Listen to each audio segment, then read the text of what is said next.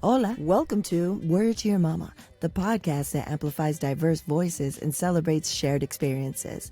Hosted by me, Ritzy P., a Latina creative entrepreneur with a background in art, music, and new web technologies. From Academy and Emmy winners to activists, artists, and builders, we celebrate the rich diversity of my multicultural tribe. There will be special guests, mad laughs, and absolutely no BS. Word to Your Mama drops every Monday on your favorite podcast platform. This is the third year that we're having a convo on the future of BIPOC, disabled, and LGBTQ plus artists with Colony Little, who is an accomplished arts writer, and Evonne Gallardo, who works in arts and culture management and is currently the senior program director at Community Partners. So we did this, I believe, in 2020. And then I was like, let's keep this discussion going because it's ever evolving. So we had that, I believe, last year, 2 years ago. And then we just had this conversation back in May of 2024. So we discussed what is the future for BIPOC, disabled, LGBTQ plus artists currently. Have we made any progress? What's happening? Break it down. And then we talk about if they think the recent cultural and societal shifts have impacted the visibility and acceptance of marginalized artists. We talk about how lawmakers are basically banning the use of DEI and the word and programming and how that impacts this entire ecosystem. What role do they see technology in shaping the future of representation for marginalized creators, artists, and also any advice that they have for these communities of artists navigating this industry now in this present day. And of course, we get into a little bit, music and all that stuff, but we're really focusing on how things have changed. Are they better? Are they worse? And what we see in the future. Great conversation as always with these ladies. They're always on the pulse of what's going on because they work in this field. They see what's happening. They speak to the artists. They speak to the institutions, the galleries, all that stuff. So yeah, I give you the ladies. So good to see you guys. Look at us. Look at us. Okay, so I'm excited to be this is our third year, ladies. Our third year of doing an update on the future of BIPOC, disabled, and LGBTQ plus artists with you lovely ladies. I can't believe 3, it's the magic number. Right. Oh, yes. And that is very appropriate because last year we spoke on what you guys felt was the current climate of this topic. And then we also talked about Tío Pedro, and we also talked about De La Soul. Yes. Oh, yeah. So perfect. 3 is I the remember. magic I number. can't. Yeah. And then the first. Wait a minute. And the first time that we met was during the pandemic, right? That was the first time that we talked. It So, was. gosh, Right. And I think it was I think it was 2020 that we talked that fall when we thought it was going to be over in a couple of months, and we were in the thick of it for mad years. I like all of these cultural touch points because, yeah, with De La, that was certainly a moment. And now we're in a very different cultural moment. So I'm hoping that we can talk about some of the good, bad, ugly. Yeah. No, I serious, want to talk about it funny, all, ladies. all of that. Yeah. I want to talk about it all. But first, let's start off. How are you doing? Whoever wants to go first, let us know how the past year since we last met, how you've been doing, what's new, what are you excited about? Oh my goodness. Wow, thanks, Colony. Colony's pointing at me. I'm like, okay. So I guess, first of all, thank you for being my sister weavers because as you just ran down that little history, Ritzy, I'm like, wow, like we've been weaving together.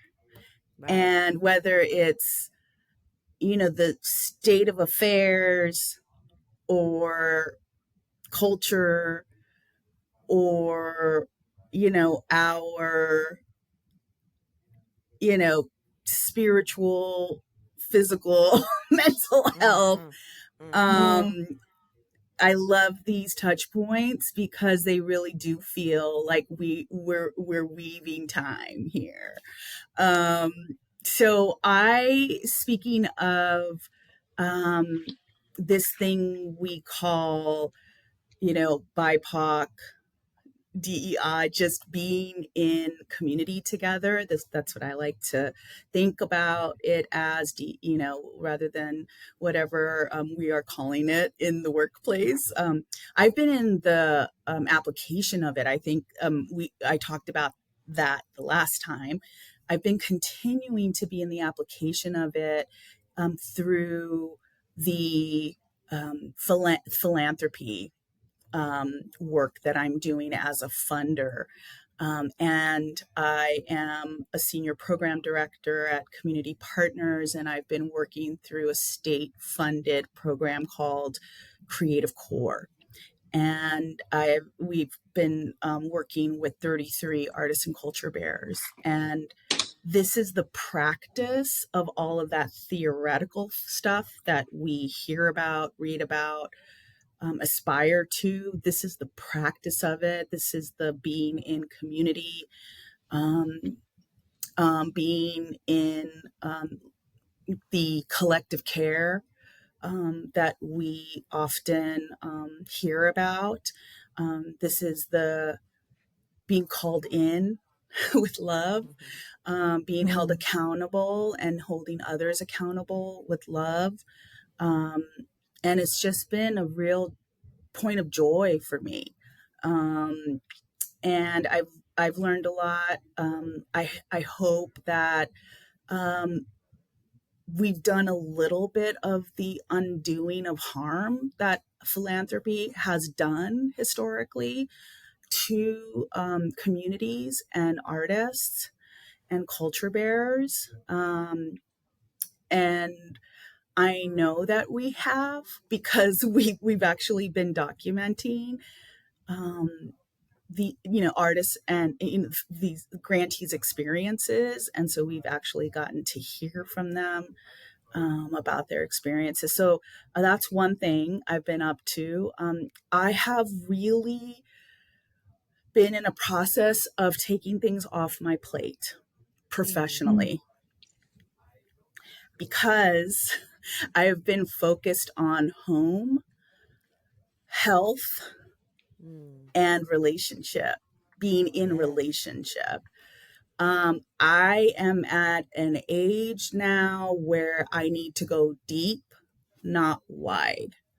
And that takes a lot of energy. And I don't have as much energy as I Right. used to Right. when I was younger. And what I mean by being in relationship is connected to my focus on home. It is being on the journey of aging and caretaking with my parents. Right. And let me tell you something, and this will be my last point, and I'm going to hand it to Colony. I did everything I thought I could to not end up at this point as the only girl in a Latino family. Yeah.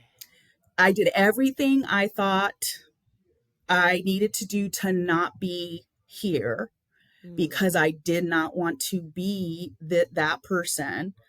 And yet life was like, that's cute. Right? This is where you need to be. Life was like, this isn't about cultural, this isn't about the patriarchy, this isn't about cultural norms, this isn't about gender, this is about you, and this is about them. Right. And this is where Right. you're supposed to be. So it's been a process of surrendering to that, just despite whatever my ideas were. And so there's been also a lot of grieving of what I thought my life was going to be, Right. and surrendering to what it is, and then the gratitude of being on the journey with them in these last years. So there's a lot there.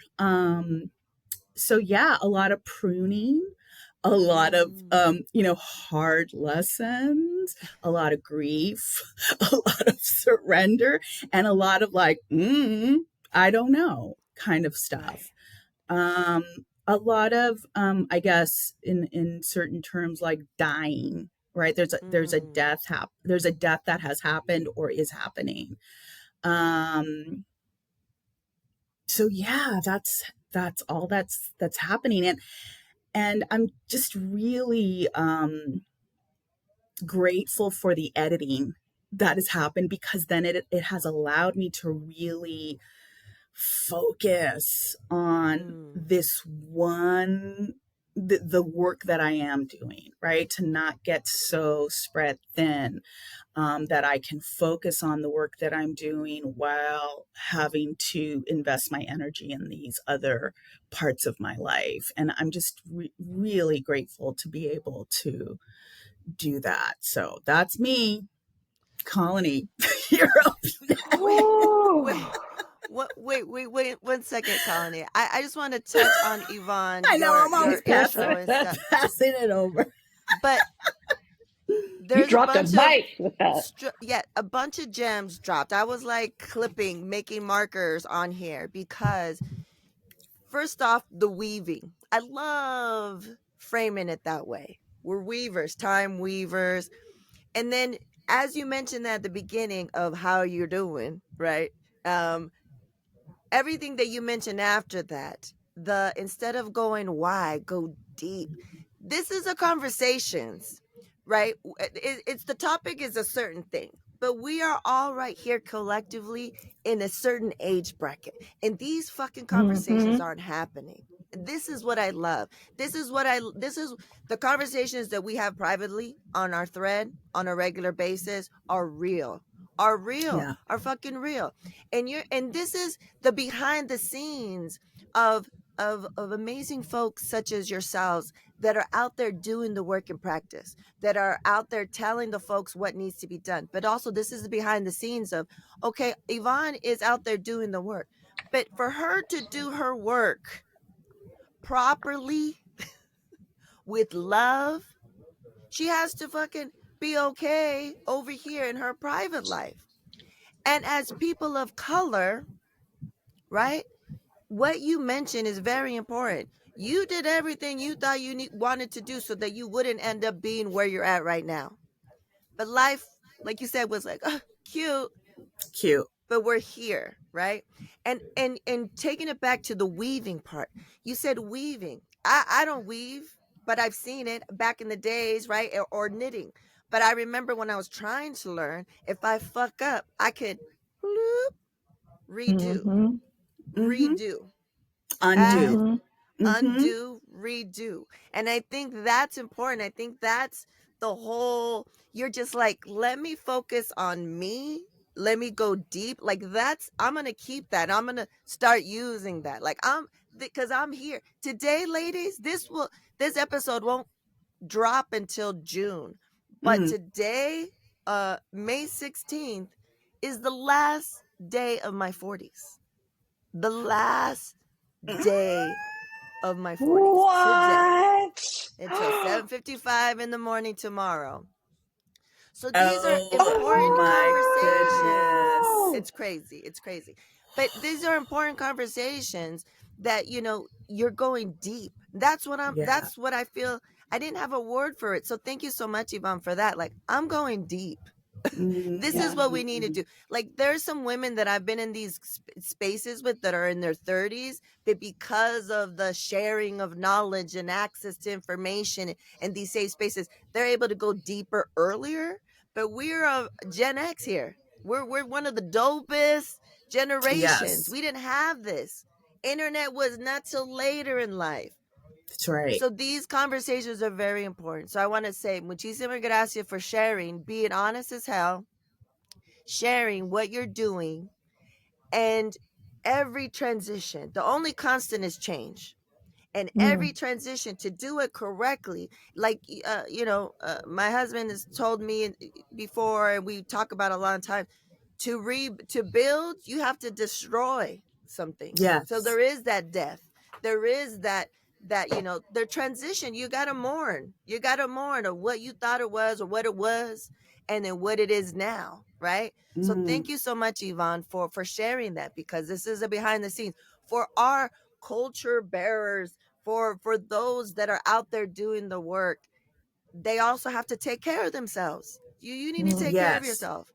So the going deep, the realization, the sharing, the awareness of it all. That's what I've been having these conversations with everybody that are in their 20s, to us, to people that are older. It's the awareness, so that the recovery time is quicker. Yeah. Right? Absolutely. It's like, oh, that's happening to my brain. My brain's telling me I suck. My brain's telling me this is over. Why am I here? Well, you know what? The recovery time is like, oh, we are here. What do we need to do to keep moving? So thank you so much, Evonne, for sharing all of that. That's so important. Colony, 100%. you're up. Yeah. Evonne, I mean, thank you so much for sharing that, because I couldn't have said it better myself. And I think that is an important lesson for us. That probably should be what guides our conversation today. I mean, I think back on what we talked about this time last year, and we spent a lot of time talking about equity and inclusion, and post-pandemic, what does the art world look like? And at that moment, I think we were facing these attacks on the notion of, or the idea of, DEI. And now we're in this mode where we've essentially obliterated and destroyed any semblance of DEI, as these institutions and positions have been erased and eradicated. So we're on the other side of it. I think we were kind of seeing that happen the last time that we talked. Now that we're on the other side of it, I feel like collectively there are a lot of us that are in this mode of retreat. And that's not surrender, right? That is, that's right. What do I need to do to reposition myself, to strengthen myself, and to move forward? So I love, Evonne, how you put, where you are right now.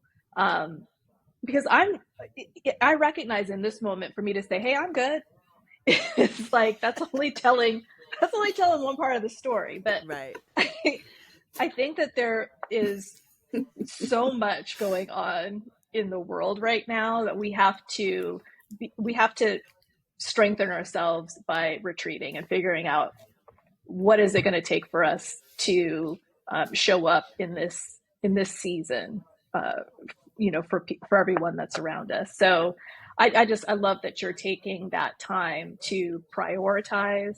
I certainly can relate to that and appreciate that. I'm doing some of the same things in terms of reassessing kind of, where my strengths are, and with my writing in particular, and where I want my writing to go. So I love the weaving analogy, because I was thinking like, I'm just kind of sticking to my knitting here with my writing. Yes. And right now I'm staying very hyper local and focusing on artists that are in my community here in Raleigh. And I've just been appreciating the work that they're creating in this moment, and finding a way to introduce their work more broadly, outside of the Triangle. I have been, I was part of this experience back in March, where I was invited to go to Edenton, North Carolina. And Edenton is on the eastern side of the state. And two women, Michelle Lanier and Jonica Rivers, brought together 60 Black women to honor the legacy of Harriet Jacobs. And Harriet Jacobs is a woman from Edenton, North Carolina, wrote a book on her experience being enslaved and being in captivity for over 7 years. She held herself in captivity in her grandmother's home to escape sexual abuse from her slave owner. Her story is an incredible story. And Jonica and Michelle have created a memorial site for her in her hometown. And they invited a group of women to just engage in the space that she was in. And I have to tell you that experience was profound for me. And it opened my eyes to how we can experience history beyond reading about it. How do we create an experience where we're sharing a moment together, and how do we take what we've learned in that moment and share it more broadly? So it was just such a profound, unexpected discovery for me that really radically changed how I view my writing and how I view digging into archives. And so I'm in this moment of, speaking of, kind of family and recognizing, where I am in this moment with my family and my parents as they're aging. How can I dig more closely into their background and their history so that their stories can remain alive in some form? So been doing a lot of like deep dives into the archive, and it's been really illuminating. So I'm in this mode where I've kind of retreated a little bit, but with some focus, which is, if that makes sense, retreat with focus. But it's been a good 2024 so far. So I'm looking forward to the second half of the year. Right. We're halfway bracing myself for it too. Yeah. Right. Because this is an election year, and we're still dealing with a lot of, crazy. I mean, it seems kind of bizarre world. I don't know if you guys feel the same way. I'm like, how are we here? Like, what is happening? But I really like the refocus, and I feel like I did that at the end of last year, and I want to do it on a consistent basis. It's kind of reevaluate, recalibrate, refocus, because everything's so many different parts, moving parts all the time. So going back to DEI, I was made aware of what was happening in Texas with DEI because of a client that I recently had. And we had her, her clients are, it's academic clients, like big universities, big institutions, academic institutions. And because she's in Texas, and because they believe, I'm quoting this, they believe DEI programs and training have indoctrinated students with left-wing ideology and forced universities to make hires based on their support of diversity efforts rather than on merit and achievement. She has to recalibrate her business to take away that wording, but she's still doing, her and her company are still doing the work.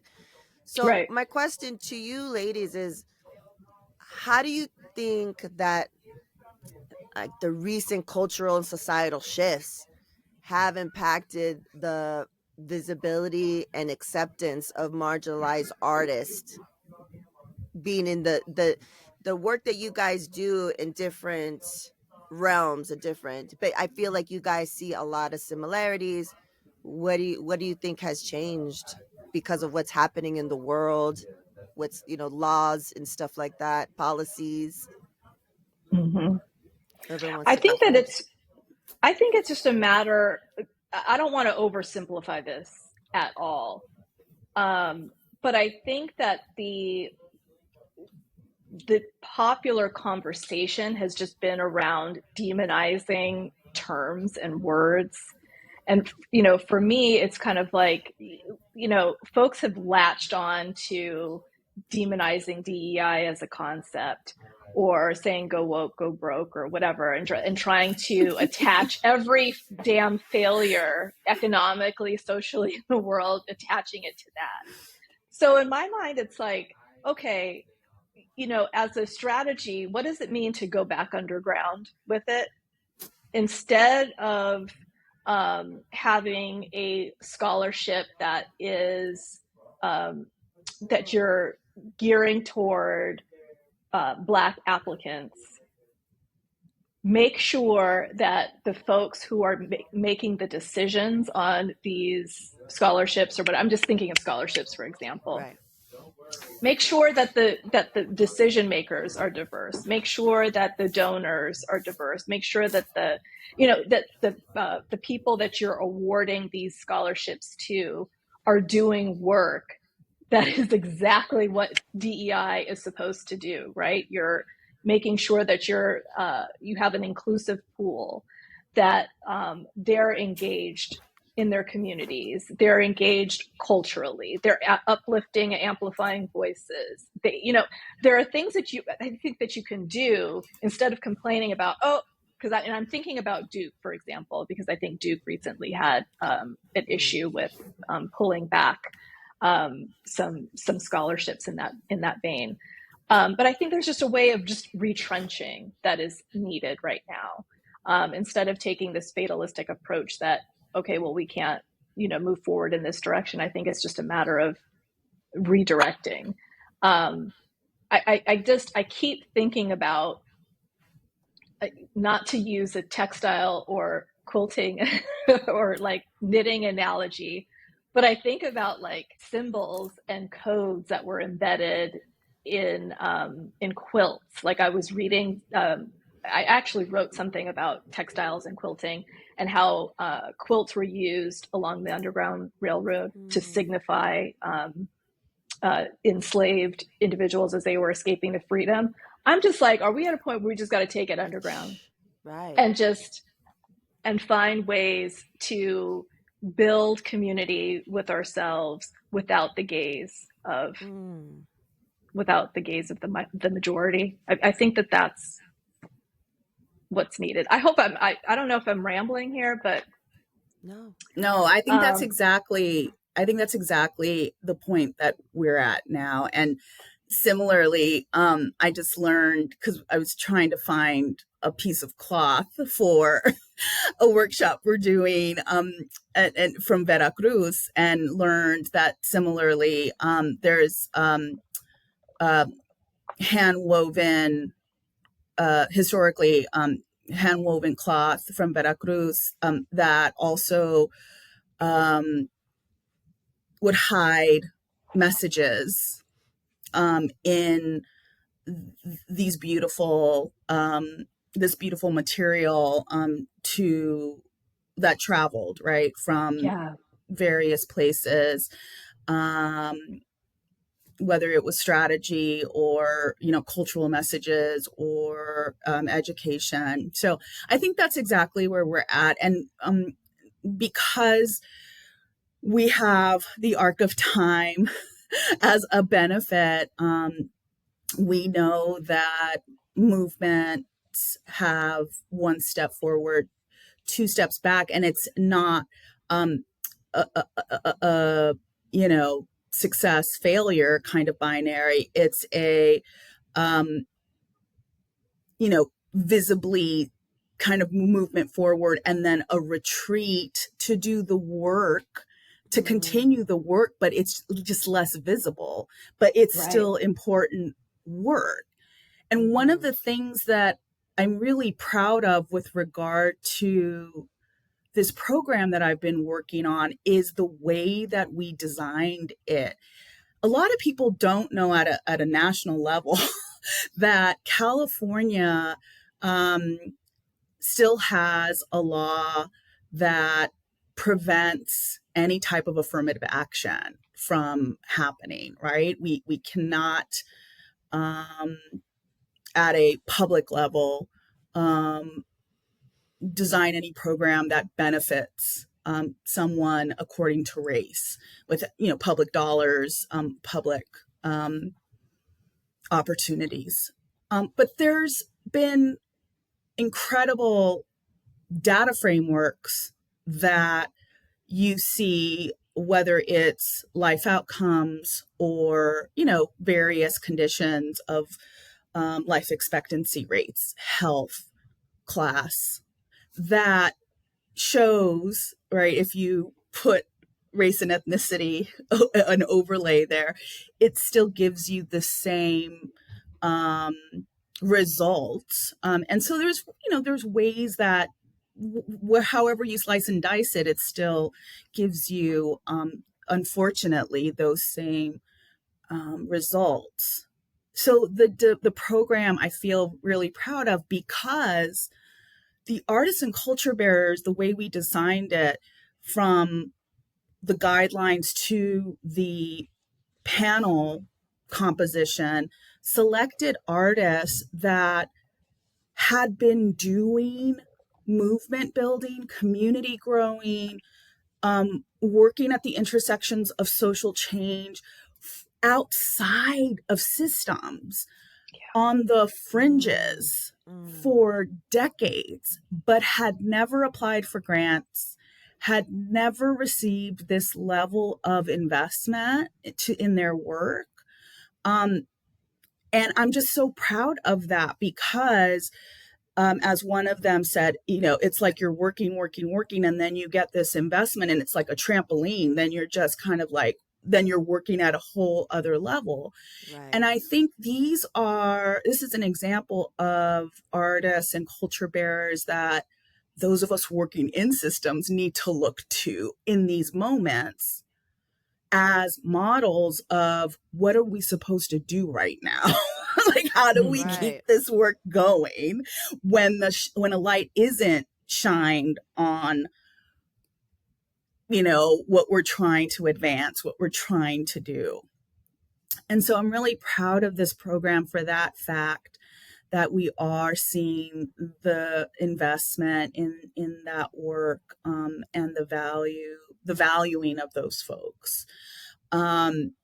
So I do agree with Connie that it is a matter of, it doesn't matter what I do find disheartening, and I want to really, knock somebody out, is just the unsurprising but really frustrating firing, the not setting up for success of Black women leaders. Right. That is incredibly angering, frustrating, fakery, demonic, just like, I just don't know. I don't even have the words for it. I just don't even have the words for that. And you can use whatever excuse, whatever scenario that you want. I just, the level of performance, at that level, in those sizes of institutions, just is, it brings out my East Los girl. Like, I just want to slash some tires, like, just really frustrating. The rest of it, as I was consulting and holding space at that time, I'm a vibes person. I could feel the performance happening. Right. I knew that a lot of folks hadn't done their homework. I knew that this was a moment, and I could feel that this wasn't about the work. It was about being heard and being validated. And, I was like, okay. But those kind of moves, the whole, I don't know what to say about that, but it's really, that's what gets under my skin, is seeing that continuing to happen.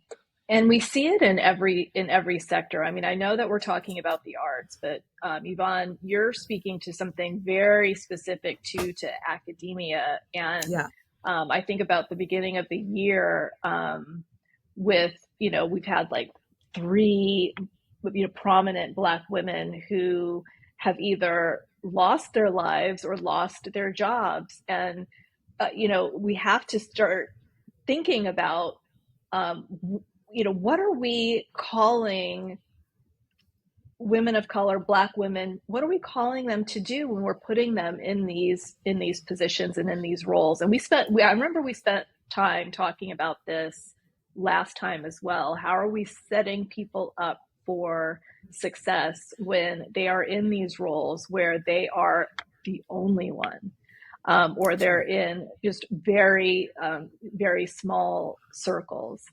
I think that we have to find ways to certainly support them, but also support systems that are outside of those frameworks as well. I mean, I don't have an answer for folks who are in that space and in those positions, other than we need to collectively find ways to support them. But it's a really horrifying trend. And I before, when I was thinking about what we were going to talk about today, I came across an essay that a writer named Jessica Lynn wrote. I'm a huge fan of her work as an arts writer and arts critic. And she penned a letter to a fellow writer, and I think this was back in 2017. And she talked about all of these things, and reading it, I'll see if I can find the book. I have the book in front of me. It's called Track Changes. Track Changes, a handbook for art criticism. So I highly recommend this. But the letter was so timely, and it was written in 2017. So it's like you said, we're going through these phases. And I think about Black women in academia: Bell Hooks, Audre Lorde, Barbara Christian, folks, when I was in college that I looked up to, who have lost their lives at really important times, not only in their career, but they were young. Yeah. And so what is that performative expectation doing to us as Black women? It's hugely concerning to me. So again, I feel like all the more reason for us to really engage in a conversation about how we care for ourselves and how we care for each other. And maybe, maybe the answer is in some of this work that's taking place outside of the institution. I will say that the Harriet Jacobs experience that I had, they foregrounded care. And it was amazing to see how some people reacted to that. Because, they were very methodical about how they approached every element of the experience. We had a dinner, but we didn't know who was going to be at the dinner until we showed up, and it was like 60 women from all over the country. And it was a great way of reconnecting and connecting to folks. But there are some people there who, really tight schedules, they have to have everything planned out. And so some of that unknown was really difficult for them. And it was that was by design. It was we are taking you out of what what your day-to-day routine is and what and we're inviting you to be in this moment with us. And that was I think that the more that we do things like that, I think that it on some spiritual, psychological level helps prepare our peers for the work that needs to be done. Yes, 1000%. Last time, I believe I mentioned Fashawn Cox, who was the co-author, the inclusion writer. And so I'll put a link in the show notes. I just had an episode with her last month. She is the producer and host of Sister Brunch podcast. And Yes. and so this, I think this goes with this conversation on how do we support, you know, everyone of color, but especially Black women that are being put in these positions that don't have no support.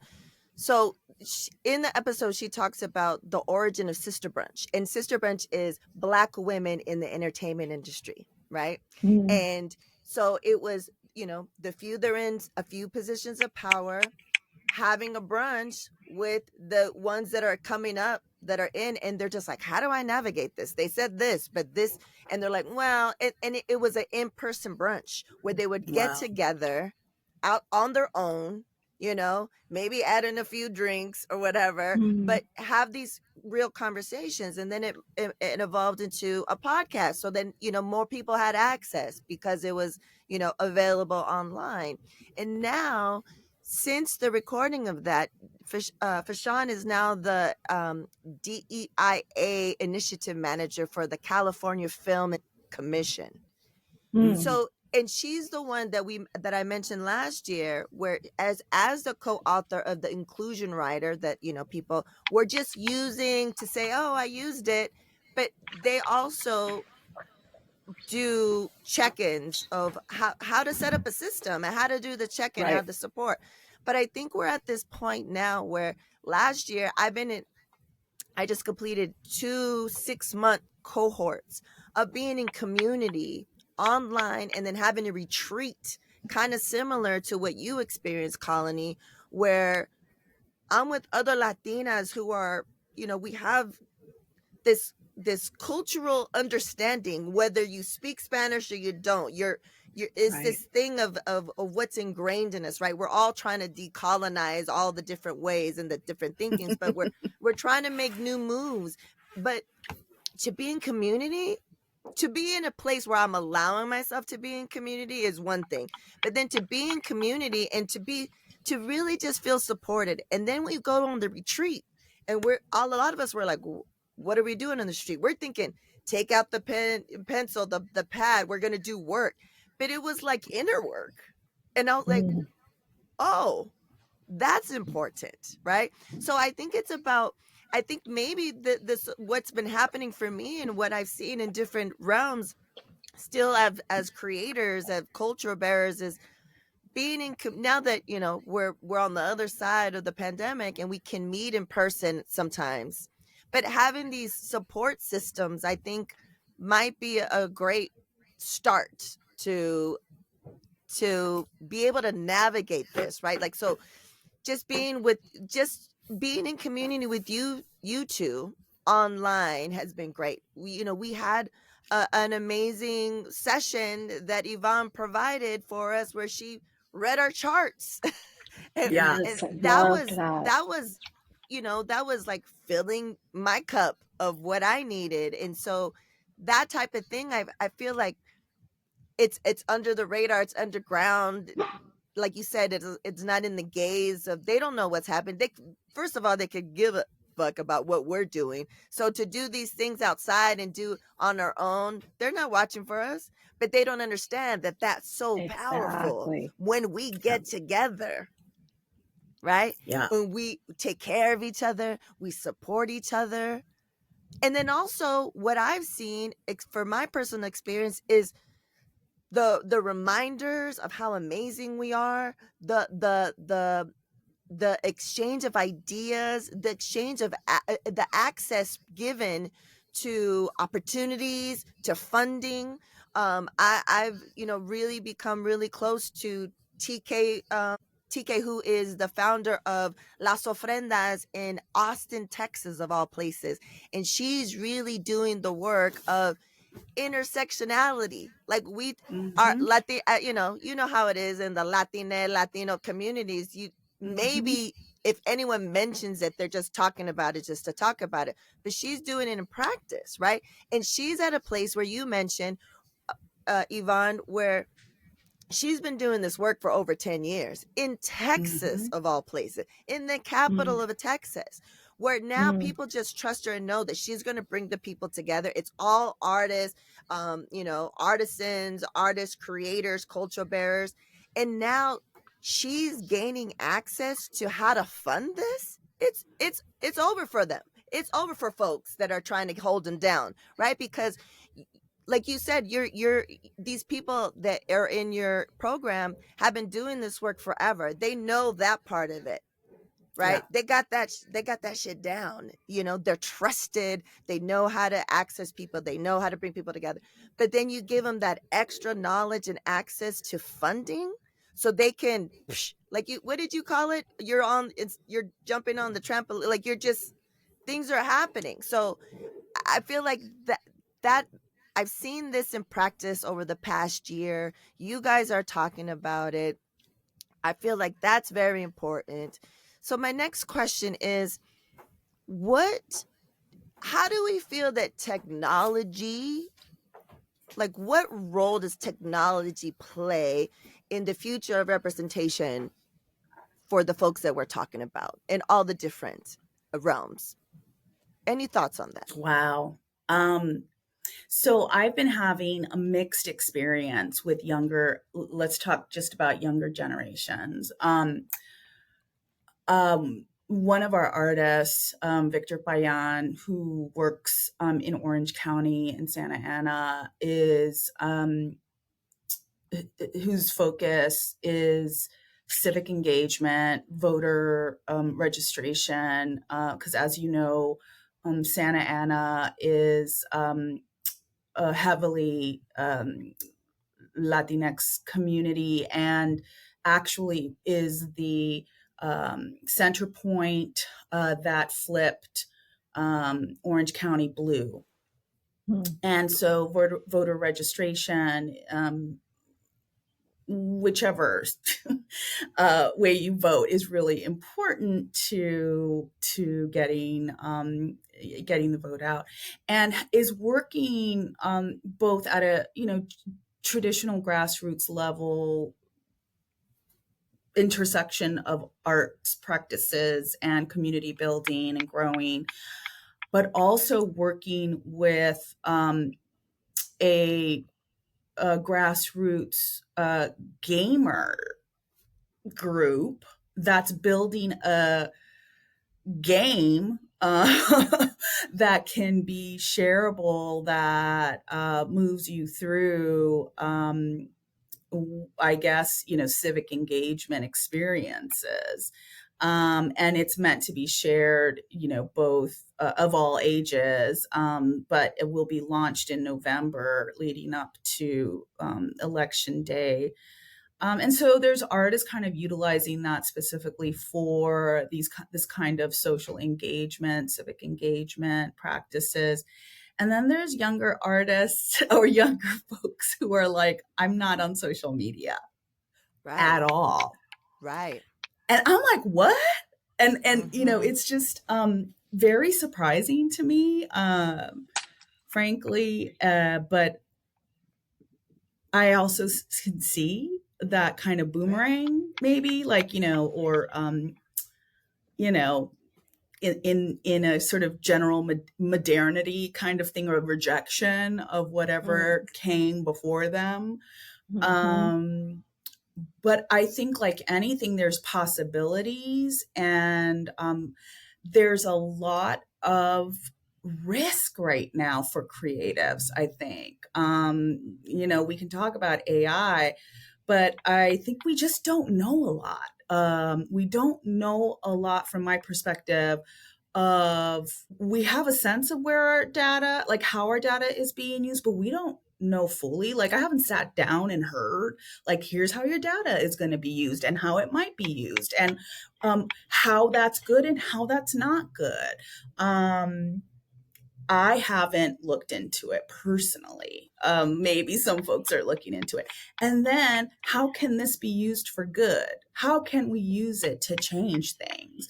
That's why I'm actually, Ritzy, going to be focusing on you during one of my sessions at the National Association of Latino Arts and Cultures Leadership Institute, because I need to force myself to dive into your work as a way of understanding the Metaverso's work and your role in that, so that I can speak to it and also dip my toe in the water about how this is good, right?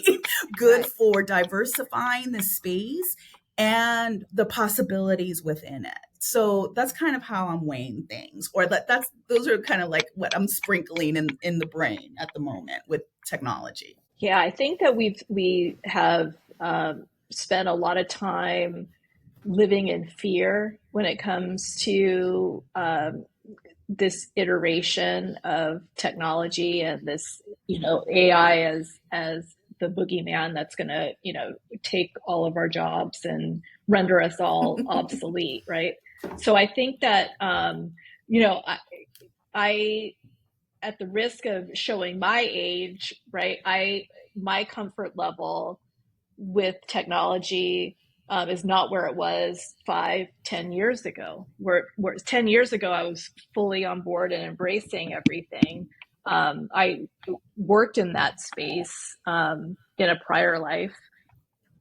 But now, when I am looking at how AI is being used to augment work and kind of make things easier, that's one thing. But then I think there's this over reliance that I am particularly concerned about, and I also have concerns about inherent bias embedded in some of this technology that really should be used to kind of render bias as an obsolete phenomenon. So, like, Right. so I think about, just like little simple things like facial recognition and skin tone and things like um, that have negatively impacted some communities over others. So I think that also, I feel like we've put the cart before the horse and we haven't really, put the protections in place to go about this in a smart way, if that makes sense. I think that we're kind of like, we're asking all of the right questions, but it might be a little bit too late, because I think that the potential for technology to be abused is already kind of out there. And to your point, Evonne, I think that it's interesting to hear about this rejection of social media right now. And I never really thought about where that's coming from, but I can certainly see how that's a generational reaction. Yeah. So it's going to be interesting to see what comes out of that pushback Yeah. Right. and how the industry responds to that. Right. To your just wanting to respond to Colony's point about, the bad actors. I think what we can see across industries, not just technology, is that who is leading decisions, who is leading is big industry, not government. Yeah. It's big industry, not the Yeah. little guy. It's big industry. And I don't think that should stop the little guy from exploring, experimenting, and innovating. That is absolutely how, right, how we interrupt big industry if we don't sell out. But I It's a big if. absolutely think that is what we don't know enough about. Like, what is big tech doing? Like, why is TikTok being forced to sell? Truly, like, why Right. is TikTok being forced to sell?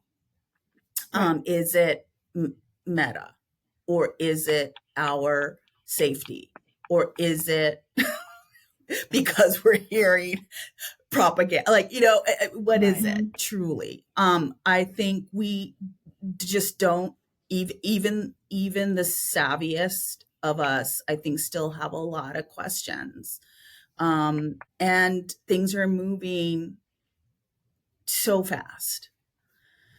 So I think a lot of folks are tapping out. Maybe that's why the younger generation is tapping out. They're like, you know, who Right. knows what their reasoning is. I haven't gotten a good answer. I think a couple of things to touch upon is that what I've seen in the past 2 years of working in the space and working with a lot of different builders, VCs in the space, and seeing my goal, my mission is how does this impact our community and other marginalized communities? And yeah, a lot of stuff. I tell people, yeah, be afraid of it. Yeah, I'm afraid of it too. And I'm like deep in it. But there's also good happening, right? Like, Mm-hmm. but also the facts are the facts. It's already left the station. And Yeah. we have to be in there. A lot of the things that I talk about, whether, in September, I was just at the UN and I presented the importance of diversity and inclusion in this new iteration because we have an opportunity, and I said something to the effect of, what I led with, what is the definition of insanity? Is doing the same thing over and over, expecting a different result. When Right.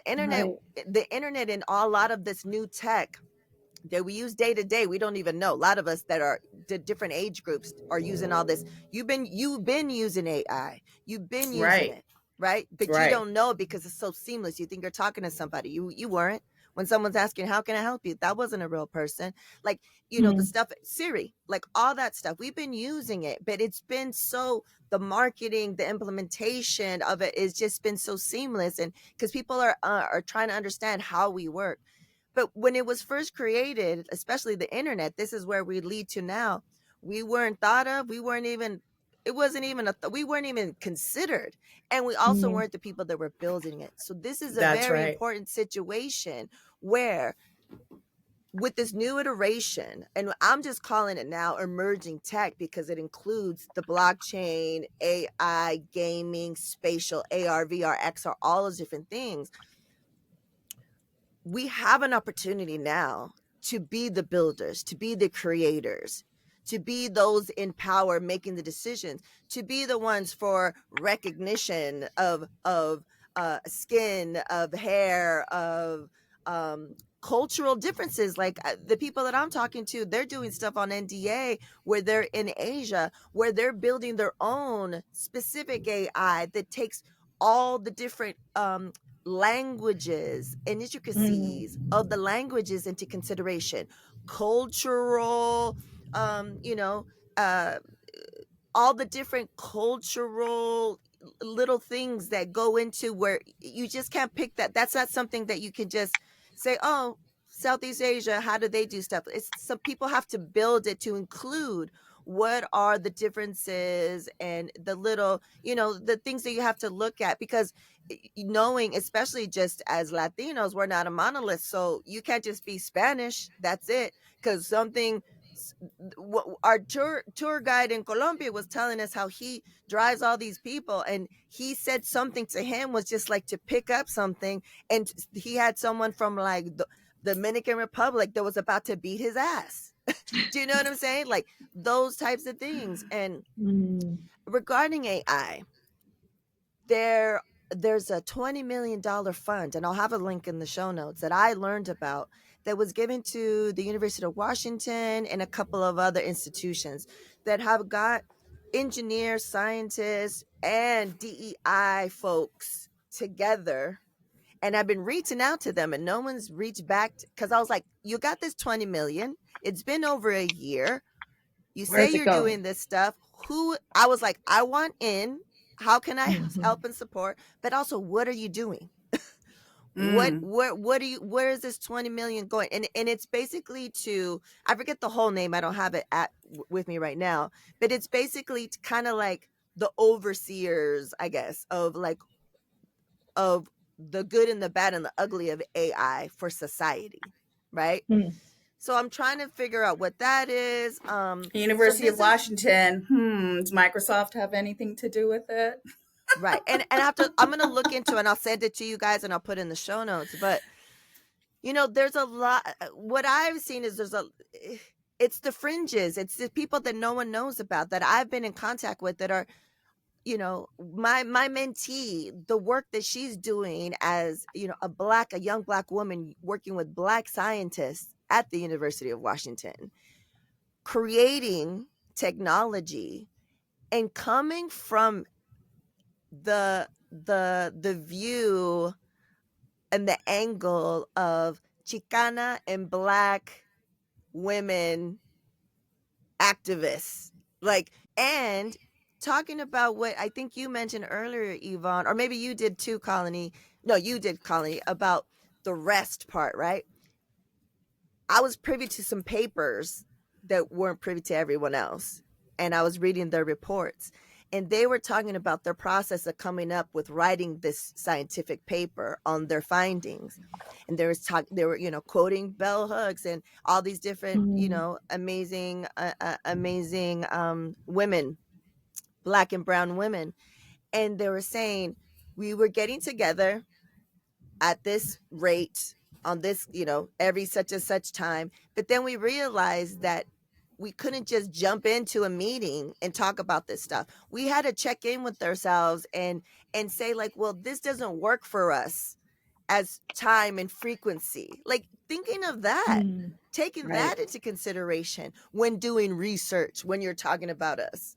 You know what I'm saying? And I was like, I'm in the weeds. I'm seeing what's happening. And, I was just in April, I was speaking on using the technology, catalyzing for social good. And what I've been seeing, what's been happening for Black, brown, Indigenous, and beyond other marginalized communities in the space, especially creators. Like, for artists, my one friend, she's Afro-Latina. She has vitiligo. She comes from the fashion industry. She couldn't get anything done. She lived in New York. Nothing was happening there. And now she has all these opportunities because of what blockchain has created. I've seen a movement of young kids that are younger, probably the same age as my son. So I don't know what that is. It's depending on what schedule you look at. It could be alpha, it could not be alpha, who's to say?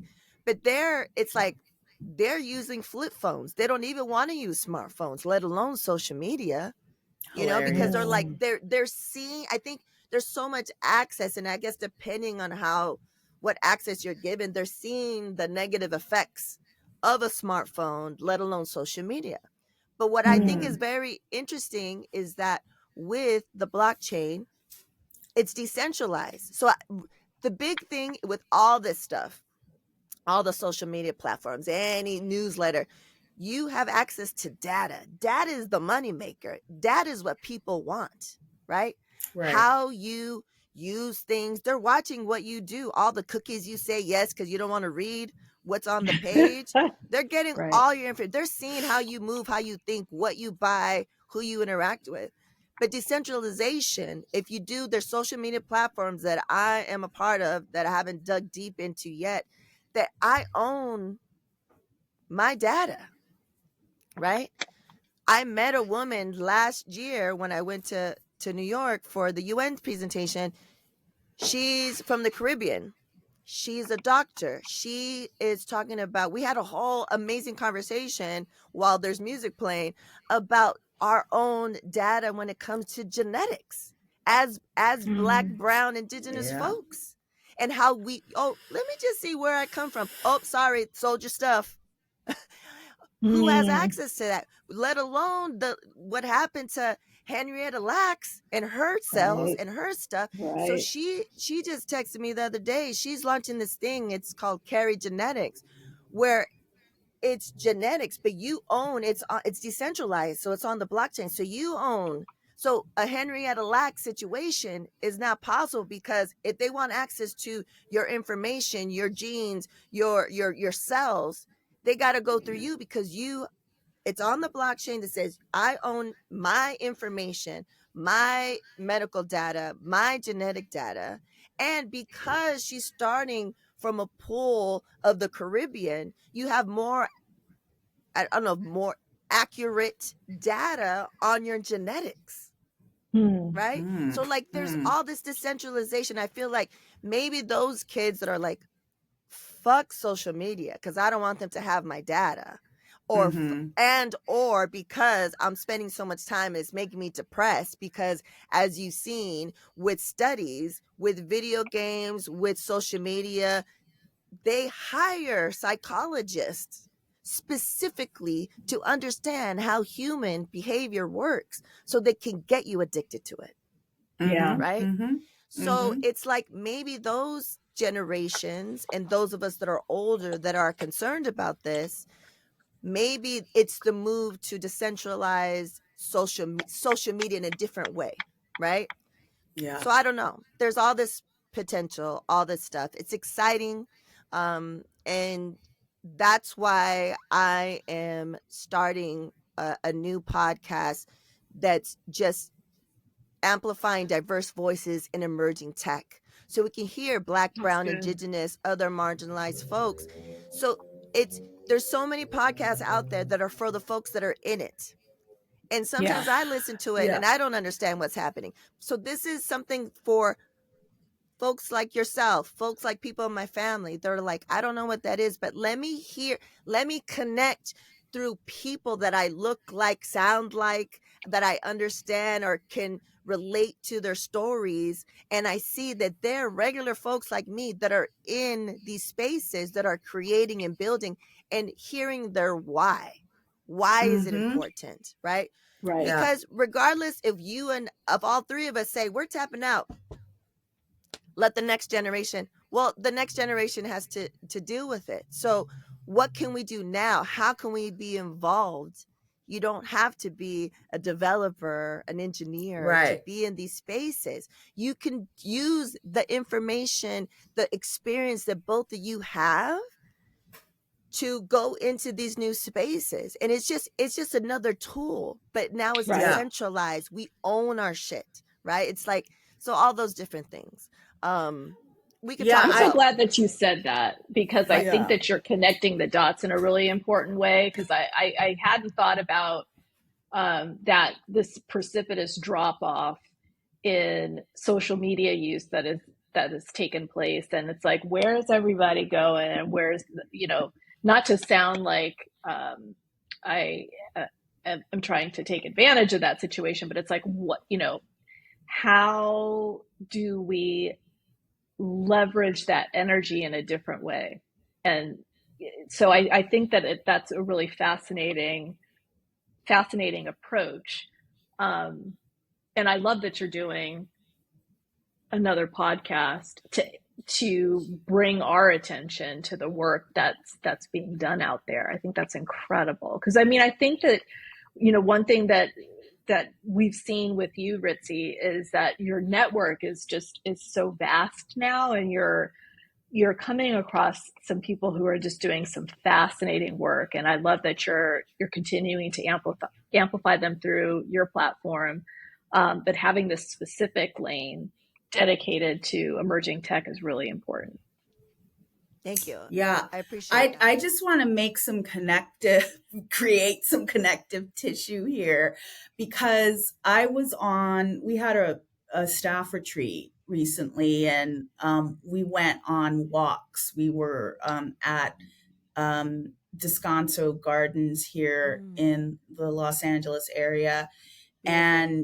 And I got to walk with a fellow staff member that I rarely interact with. And I learned that they spend a lot of time enjoying the metaverse, and that they program that they were going into, I guess, those large stadium type of environments, and they were working on their avatar, and they were designing it for various possible encounters, right? And I was so curious. I said, and I realized, or I asked, I said, so you have to literally think about thousands, if not hundreds of thousands of scenarios. And Ritzy, you just talked about this person, right? Similar kind of um, uh, experienced in Asia, right? That the languages and the cultural experiences and norms, and tying that to the diversity within Latinidad. And I was like, wow, this would be really helpful to inclusion efforts. Like, how might we imagine the thousands of scenarios that we need to consider in holding a space, any type of space, for not just race, ethnicity, language, but, ability, right? Like culture, like all of that. In creating not just a checklist, but like a really layered tool that we could consider when building community, or have bringing together community. And then one of those layers, I just thought, about Colony, your experience with this woman, this part of history, and the connection to this part of land. And I know exactly what you're talking about, because I was introduced to what that weaving of that experience of weaving the land into an experience of that kind was through my work with the Intercultural Leadership Institute. It is different. It is sacred. It is profound when you bring people together in work, in culture, in learning, in ceremony with land. And so how, like that layer, how might you bring that layer through through technology, through the metaverse, or through scenario building into a space, whether virtual or physical? And I'm just like, wow, like this could, the possibilities, ladies, are this is like really, this could be really beautiful. Yeah, this is the work. This is why it's important to have these conversations, because what is possible on the blockchain, it's a wild, wild west, ladies. Anything is possible. What you think of like, oh, a website and da da da da da, it is wide open on what is possible, what how you can change things, the impact you can make. I've seen folks build so that people get funds during disasters immediately, and it doesn't go through all these funnels, like immediately to community. I am co-hosting another podcast that is more on the policy level of, because we could talk about all this all day, but if government gets involved and the policies don't reflect or don't support, then it's kind of, a moot point on certain things. But I'm excited to be talking to more indigenous, because I did a talk last year about the possibilities of decentralization, the blockchain for indigenous communities, because they can get land rights back that no one can dispute because it's on the blockchain. They can get designs and cultural things. Their language can be archived. Like, this can be for indigenous, marginalized communities globally, where you can be like, no, sorry, this is ours. This, like, that type of stuff. It's super exciting. And what I've seen since pre-pandemic is that a lot of the video games, that is the metaverse. So our younger generation's been in it. They've been designing their avatars. They've been in these spaces. So a lot of people, they were allowed to have a flag, a kufi, or anything Palestinian, anything. So what they did was they went into the metaverse and they protested there. It was a beautiful thing to see these young kids coming out and doing walkouts in the metaverse and having their flags. And you know what I'm saying? Like, this is powerful stuff. communication and where they're like trying to stop people from being in community, because they know how powerful that is when we get together and Yes. exchange ideas and information, so they can get on the metaverse. They can get in these Yeah. different metaverses and be like da da da da da, also in code if needed. Like, so it's like that is also the work that me and the people that I am close to are interested in. Yeah. What is the intersection of this technology, but also the real world, the nature, this, because Colony, being on land, all of us being together in community, on land, in person. We talked about it at the last retreat in a couple, I think it was February. There's a frequency that happens when you're together Yeah. in community on the land, Absolutely. specific land. It Yeah. was like you couldn't recreate that. It was like a moment in time. Though when we did, it was a full moon. We were in the mountains. We have this picture of which could be definitely explained via science, but we had never seen it where it was the moon and the clouds went around it in a circle. I Yeah. was like, is it Yeah. the shrooms that I'm on, or is this Right. real? So I had to ask somebody, like, you're not on it. Is this real? They're like, no, that's real. We took a picture and I was like, how do we mesh those two things? How do we utilize this new technology to help with climate change, to take care of the earth, to take care of our people? That's the intersection that I'm at. And that's what we're trying to figure out. But I love this Yeah. connecting And the dots of all this stuff.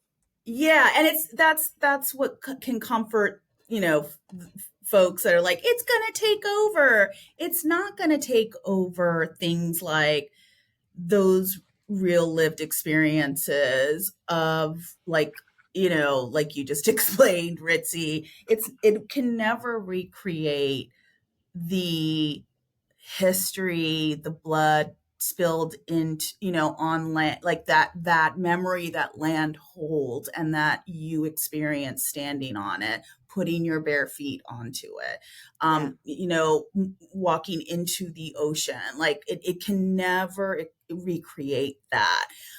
But it holds possibilities for Right. things that we can't seem to solve for currently, Yes. or even imagine. Right. Just like we Ownership, and preservation.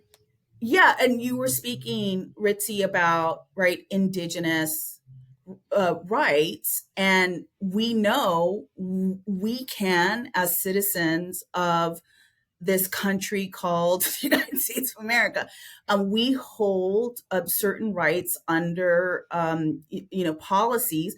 But what about our friends and family members who exist under sovereign tribal nations? Policies don't mean anything to them. Exactly. Treaty agreements in some Token. cases Didn't mean shit. don't mean anything to them. So Right. how do they, like, this is like, as you mentioned, this is where sovereignty can be can be taken back and or reinstated. The power can be taken back. So there's real solutions here that don't exist. Yeah, I agree. All the more reason to have these conversations specifically about emerging technology in a way that you're moving the dialogue beyond fear. Beyond fear. And Mm-hmm. and it's an opportunity for artists. I always say that artists are world makers, and this is just another way for them to express the world that they want to see and live in. And particularly for young folks who feel like they aren't empowered right now, and they don't they can't express themselves in the structures that we've designed and that we've maintained for centuries. This is a way for them to embrace the worlds that they want to see. And I love the example that you made, Ritzy, about, the protests taking place in the metaverse. So it's like, how do we just bridge that kind of world making that could take place in one space to what we have here? Yeah, and It's exciting to think about. Coming from the music industry too, as soon as I jumped into the space, I was like, what's happening in the music, in that creative space.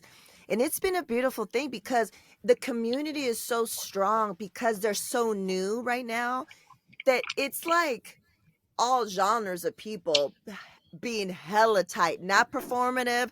They're really in community, showing up, collaborating, having these I will never call it X on its own. It's Twitter for me. And I'm only on it because this is where the community, I still make connections, but slowly but surely we're like in these different spaces. But it's a beautiful thing to see with the visual artists. And there, as a creative, you're a creative, so there's a lot of people that do visual art or mixed media art that also create music, and to see that those collaborations is because, like you're saying, that these are like the independents that are not the Beyoncés and the stuff that even they are getting fucked by streaming, right? So now they're in community and they're tight as hell and they're like, we're early.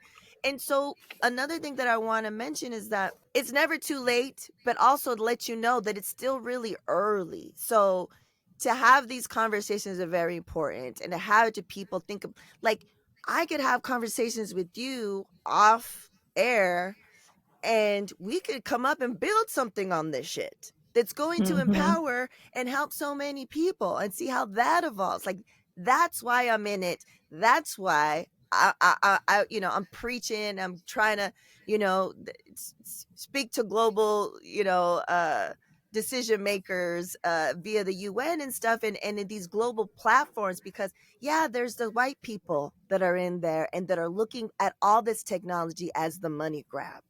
They could care less about the artists that we are here today talking about their struggles. They could give a fuck, right? So when I have an opportunity, I think all of us across the board, when we have an opportunity to be in these white spaces where they're rarely allow any of us in, that's an opportunity to be like, I don't know if 1 or 10,000 of you motherfuckers are going to listen to me, but this is what's happening.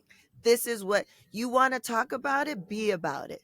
Invest, support, do all these things, right? So before we go into, like, the non-serious nice stuff that we do at the end, like last year we talked about De La Salle and Tio Pedro, what are some advice for, what are some things that we could leave any creative of color that's marginalized, that's on the outskirts of any age at this moment in time, summer, about to be summer of 2024, what are some things they should keep in mind, considered, advice, any of that type of stuff? Find a way to be in service of others. Take yourself out, try to take yourself out of your work and find a way to help someone else's.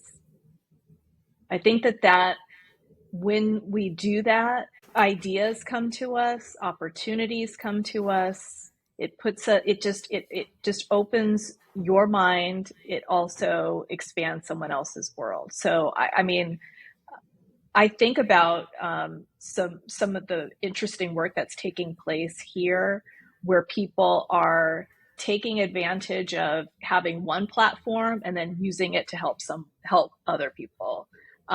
So I think that for artists, to find a way to be in community and to partner with other people and find a way to help someone else do what they need to do, I think is generative and will open some opportunities for them. Evonne? Can you repeat the question? I just want to make sure that all the thoughts that were going through my mind are on point here. Yeah, just, any final thoughts for the current state of any creative, marginalized creative, of any age, some words of advice, some things to consider as they're in this current fucked upness. First of all, I want to say I'm sorry. I'm sorry that we did not do you better. I'm sorry that we did not lay a better foundation for you to walk into at this point in your creative journey. I want to, call those elders who have a little bit more to help bring those younger creatives under your wings, because we can't rely on those, multi-million-dollar artists to create, funds that will help younger BIPOC creatives. But I will say this, and it's already happening. Younger creatives are taking care of themselves, each other, through barter systems, through exchange, through GoFundMe, through by any means necessary, through limited options. And I am going to say, in those situations, the innovation and ideas coming out of there are like, get ready. Like there's some incredible stuff being made and created, and we're not ready for it. But we need to get ready for it. Right. So I would say young creatives, keep doing what you're doing. Elders, do better. Do better. Amen. Right. And those are my final thoughts on that. Do better. And you just reminded me of Deborah Padilla. I met her earlier this year. She loves you, Evonne, by the way. And I love her right back. And it was the Femme Confab conference in San Diego. It was a second one. And I went to it, and I don't know her personally. I just know of her work, and I heard her speak. And she said something that I've been using non-fucking stop since she said it. And I think this pertains to everything that we've talked about today. She said, if you're not at the table, you're on the menu. And I was like, yes. I was like, that's short, succinct, to let you know how important all this work that we're all doing is. Whether you're a creative, you're an ally, you're a supporter, you're a VC, whatever, like, help us not be on the fucking menu. This is why it's important that we have these conversations. This is why it's important that we take care of ourselves, like what we're all trying to do, dig deeper, and focus so that you can be a better ally, a better culture bearer, or all that stuff, because they don't give a fuck about us, guys. Remember that shit. And that's facts. So Deborah, shout out to her. Deborah was the first person that said in different, not so many words, to me, it really put weight on the responsibility that I had becoming part of self-help graphics and art. The weight of that responsibility, not in a like, I want to, overwhelm you, but what I was entering into. And I'll never forget that. And that was the first encounter with Deborah.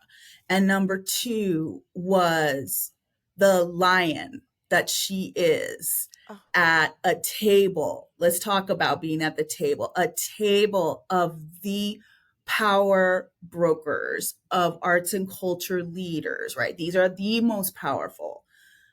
And she said what needed to be said at that table when no one else would say it. Right. And I was like, I will be that. From this point forward, I will be Deborah.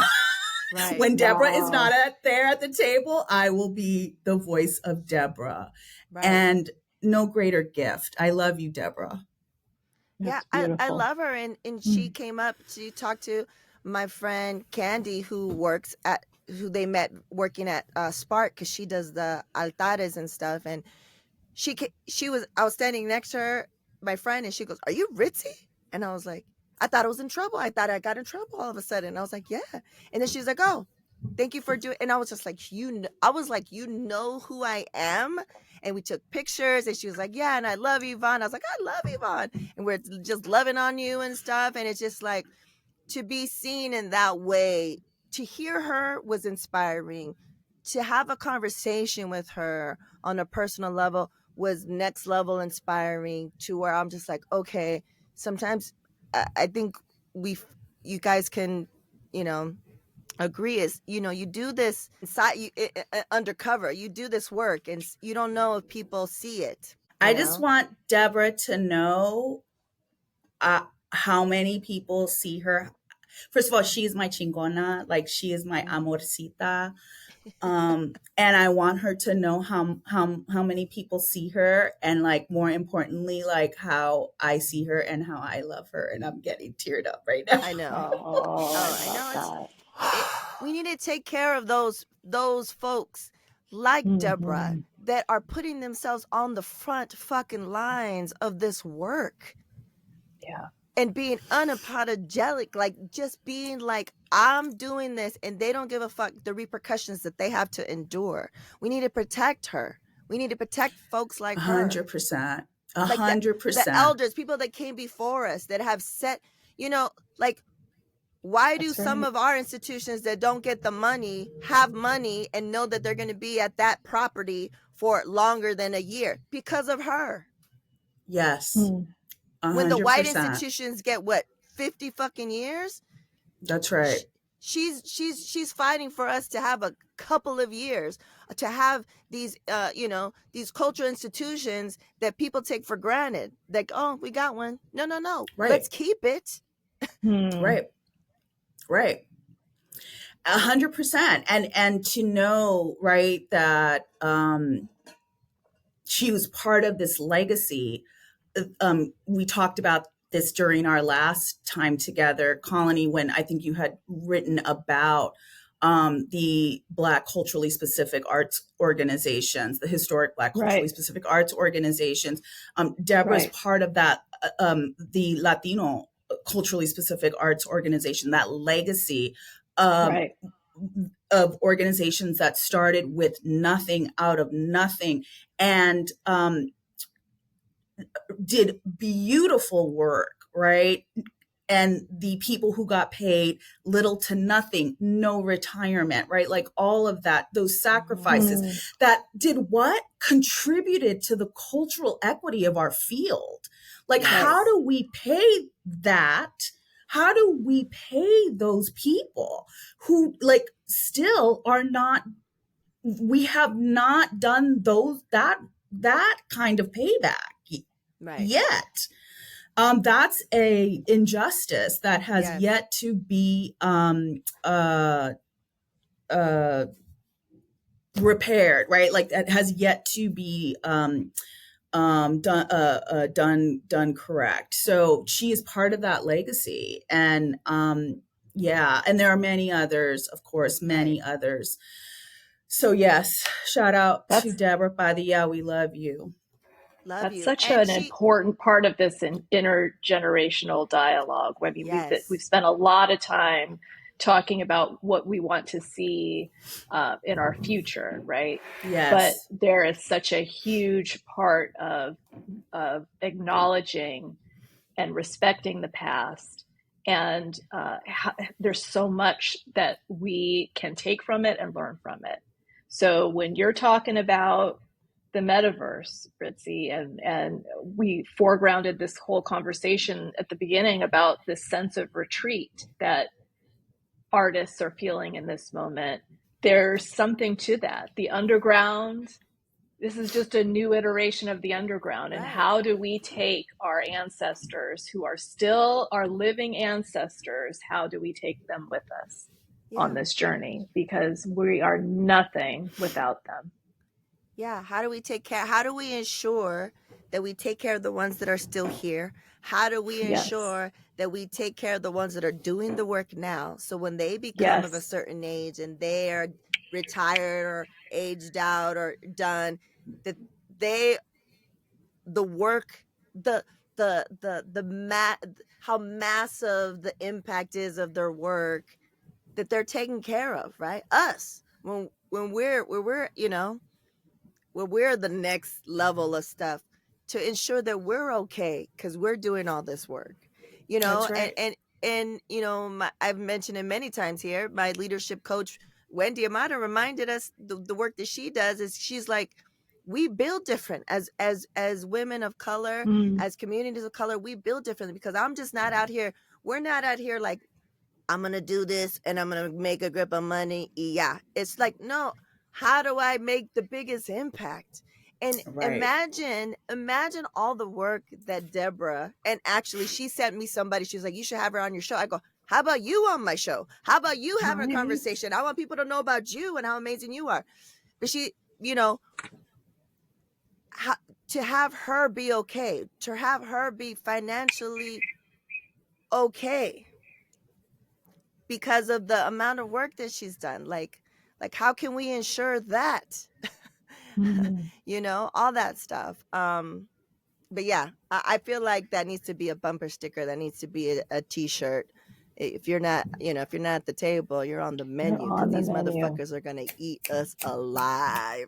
They could give a Deborah fuck about bringing us. the nuggets, always bringing the Yes, nuggets. yes. Um, okay, so I was in New York in April. April 5th is now officially Women in Hip Hop Day. I was there to witness at the Lincoln Center because of the What? amazing Martha Diaz put it together, and the mayor's office did the proclamation while I was there. It was a moment, ladies, because I know how much you guys love hip hop. Evonne, I know how much Nice. we all love New York, but Evonne, you were up in there. You're one of the few West Coast people that love the cold weather when you were out there. Yes, it So did. now we're, according to whoever, hip hop is now 51 years old. Jesus. Women in Oh, hip good hop is Lord. the same conversation was had there. The little workshops that I was able to attend because I was there for something else is the same shit. Women were doing the work and not getting any fucking recognition for it. And someone said, and then sometimes they were better than the dudes. Yo, we are. Hip Yes, hop, yes. as women of a certain age bracket, what are we listening to right now? What are we excited about for hip hop? Anything? I mean, what else is there to listen to but Kendrick?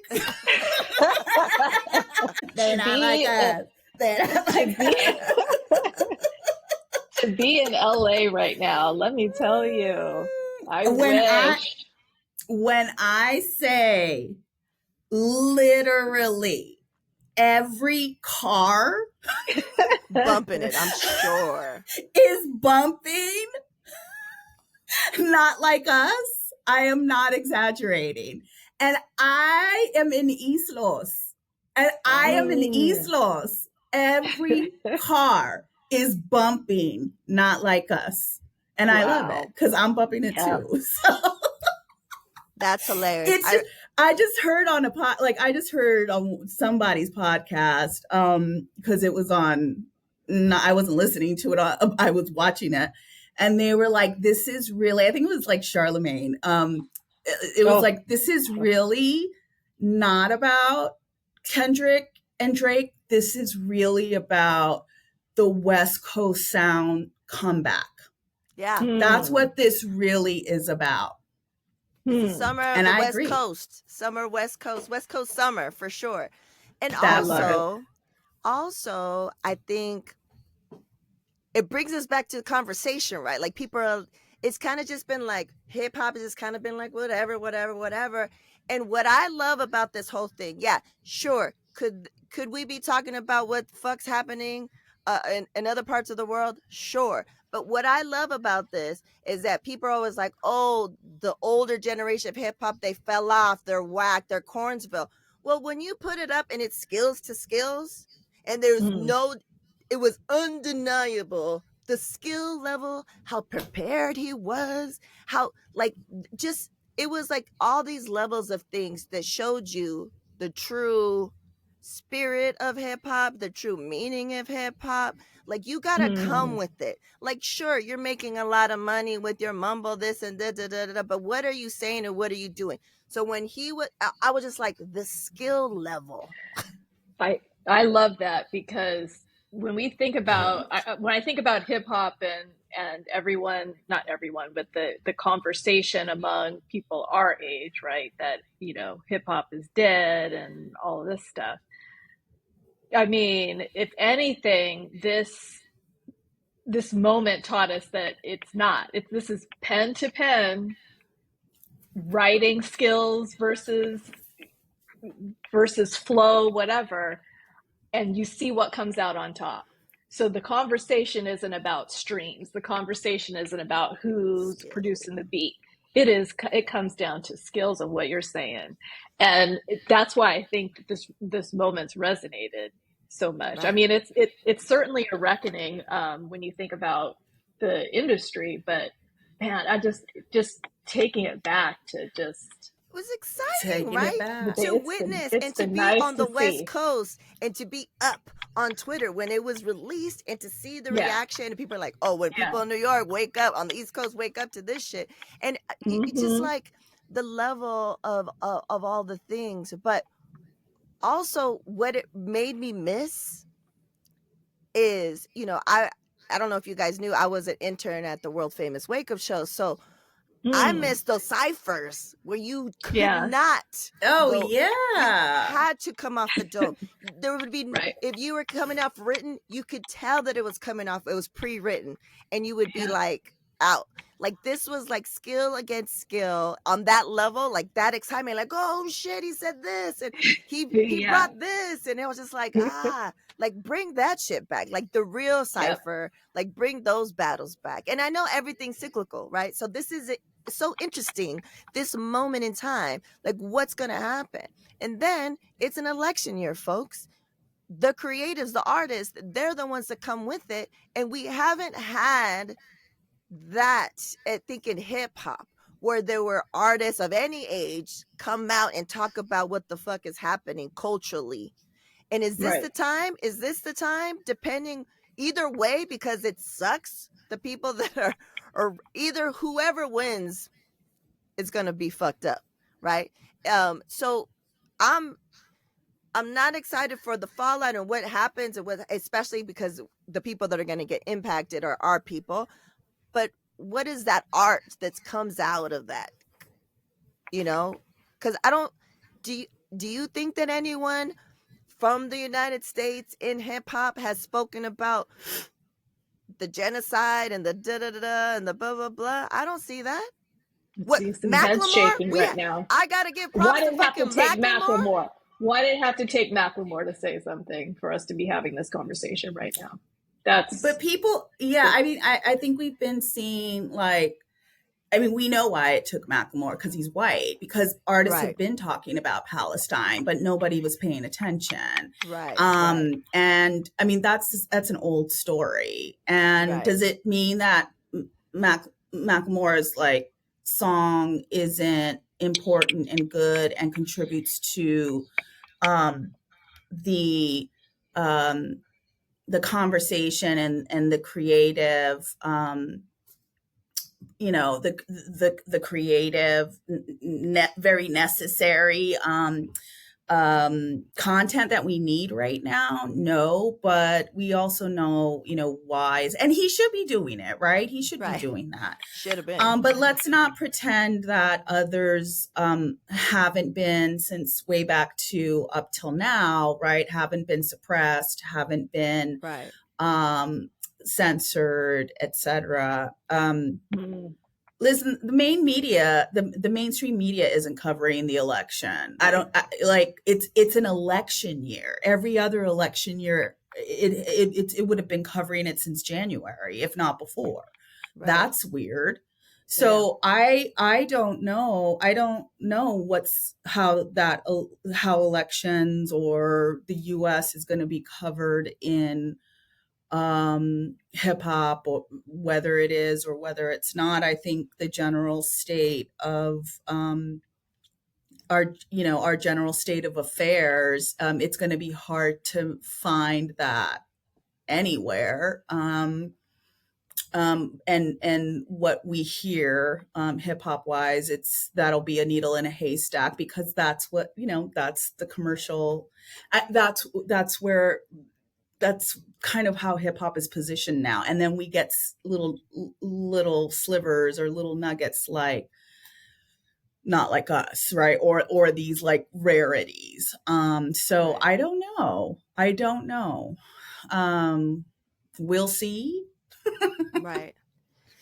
I mean, it would be nice if like Kendrick is on it right now, right? If he were to say something, maybe not a whole song, maybe a post, maybe some, like when all eyes are on, like we don't have that many folks of color that are at that level, if that makes sense. And they have this amazing platform, and I don't feel know. he has done his duty tenfold with To Pimp a Butterfly. And if he doesn't do one more thing, he doesn't have, like, the man won a Pulitzer. He was the moment, right? Like, but I'd be curious to see. I feel like he is in self-admittedly, right, in an introspective moment. Right. And so I don't know if we'd get that from him. But I wonder what other artists might be poised for that. Yes, other artists at Mhm. that level, like, yeah, sure, there's a lot of artists of color that have been talking about it, like you said, have been um, shut down, not put forward in these algorithms and stuff. But I don't know. It's just like there's a potential to really, I don't know. Anyways, any I think they're final? burnt Go ahead. out. What was I that? think that I just wonder if it's just a fear of retribution. I think it's in this moment where everyone Right. has an opinion, Right. but then the repercussions of having that, I think they fear it for some reason. I mean, I don't want to get into a cancel culture moment, but I mean, I think about like some of the things that Quest has just said recently Oh my about gosh. Kendrick, and the Being brother's attacked. getting like Yeah. just like obliterated right now. So I think that there's like this reticence to even say anything because you'll have your moment. Some And then the people are backlash. staying in the moment a little too long. But all it is a moment, right? I mean, I just, so, so why not Is she frozen? push the Oh, envelope and say something? So I yeah. don't know. We're in Interesting. a really, brace yourself because Yeah. it's about to get wild. I've just Yeah. been playing, in addition to Kendrick Lamar, I've been playing "We Gonna Make It" over and over by Jadakiss, over and over and over, like as my We gonna make motivation it. song. We We go. gonna make it. We gonna make it. So like I take my Right. motivation where I get it. I know it's a Love it. throwback, but it's effective. But it's effective and it still works. It still works. We could listen to That's all where I those live. throwbacks and they That's where I still work. live. Right. Nice. All right, ladies, we're almost at the 2 hour mark. I'm Oh my debating. God. I'm Wow. debating whether I make it into a two-parter or give it all to them. But thank you so much for taking the time. And this is around the time that we came out last year. So if you guys are down, I would love to do it again next year. I feel like you Of guys are so course. important. The work that you're doing, I just want to thank you for, not giving up, for doing what you need to do to take care of yourself so that you're still out there on the front lines and doing this important work. I appreciate you. I appreciate you on a personal level. The we don't do it daily, but we do it frequently. And when we do it, it's with purpose of whatever it is that we're talking about, on our threads. So thank you so much for that. I will have links in the show notes to all the stuff for you both. Please support them. Please support them as individuals, their work, who they're amplifying, and what we're talking about. This is the time, because we need this. We need our roots, and we need our roots to flourish and thrive. And it's the important work that folks like Evonne and Colony are doing that makes that possible. So thank you so much, ladies, and catch you on the Appreciate you both. Appreciate you, Ritzy. It's good to see you, Connie. Love you both. Love that we always weave together. It's always a pleasure to be with you. Thank you so much.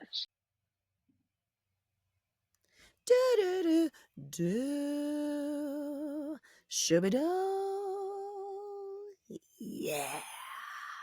There you have it, folks. Colony Little and Evonne Gallardo. Gems, just gems, a wealth of knowledge especially when we talk about these subjects. So I love having them on. It's always good times, very insightful. At the time of this recording, we're in June. I mean, it's an election year. I mean, so many things can change in a couple of months, let alone a year. So please expect, hopefully, if they're down, we'll continue to have these convos, because I love getting the updates and I love seeing them as well, because they're fantastic humans, if you will. So we're going to have a couple of episodes and then we're going to take a break. But in the meantime, in between time, I'm going to be re-releasing classic episodes, because we got them since 2020, kids. And you need to know these people, because we're all about amplifying diverse voices. So we're going to be re-releasing some, because we keep continuously get new, listeners. And now we have it on YouTube. So unfortunately, most of those are only going to be audio only, but still you get to hear some amazing voices out there that are creating, building, helping communities on a global scale, on a local scale, and so much more. So muchísimas gracias for all the support. I really appreciate you. I appreciate you spreading the word. I love getting all the feedback, the DMs, the texts from people that I know is great. But when I get them from people that I don't know, that discovered because someone told them about it, or they saw the reel and they're like, oh, I love this, I want to listen to this, then I'm all about it. Thank you so much, because this is a lot of work, very independent. It takes a lot of time to produce, to book, to edit, to do all the things. So I really, really appreciate you for being on this ride, on this journey with me. You know what I'm saying? So as always, you know the ways to support. Tell your folks, tell your peeps, tell your friends. You can leave reviews. That's how we get it up, so that other people that you may or may not know get to see this. Join and subscribe YouTube, because that's a big engine that really helps with podcast discovery. And, we're going to be coming out with emerging tech journeys to amplify diverse voices in emerging tech that I've, talked about at length here. I'm just coming off of 2 amazing conferences, both in Texas, one in Austin. It was Consensus. It's more of emerging tech centric. And then the following week was the Hustle and Socialize event that we had this year. Cristina Olivares, the founder of that. And that was very, very special, because I was in a town that I hadn't been in since I was little. I was speaking to Black and brown women entrepreneurs just starting their journey, or have just maybe 1 or 2 years into their journey. And I got to expose them and tell them the realities of what's happening right now, that they think they may not need to know about what's happening in emerging tech. And the feedback that I have received so far has been tremendous, and makes my flights getting canceled and all that stuff worth it. and inspiring folks to move into tech, worth it. And just having people think about it and be safe when using it with what's available currently to the masses, to find out how it's being utilized by folks that look like us, other marginalized communities, and how they're using it for social good. I mean, that's the special intersectionality of it all. So yeah, super exciting stuff. I'm also a co-host of the Get Down, where we talk about policy, market trends, and the latest when it comes to the impact for Black, Brown, and Indigenous folks. So that launched a couple of weeks ago. Those are up, available on all your favorite platforms and on YouTube's. So yeah, thanks again. I'm excited for this next batch of guests that I'm already recording with and getting them ready from when we get back from our little respite for the summer that we have every year. But the information and the diverse stories are always going to be coming. So look for those.